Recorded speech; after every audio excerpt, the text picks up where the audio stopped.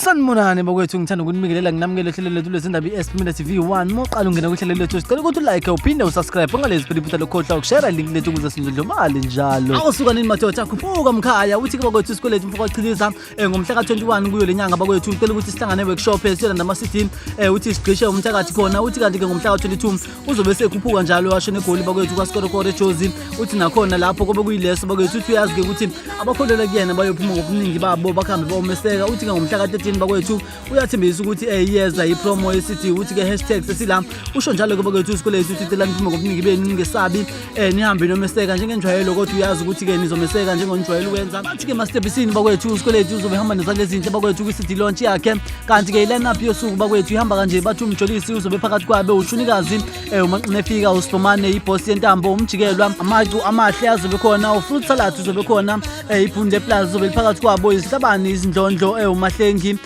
usithe unobhala bathi ke umjabulelwa uzobe khona usigameko umgoldeni kanti bakwethu bathi and many more bathi ke bakwethu ke inombolo abayishile for more information ithi 071 3344792 inombolo ithi 071 3344792 kanti ke bakwethu emastebisini eThekwini eGagasini basho njalo bakethi ke ngomhla ka21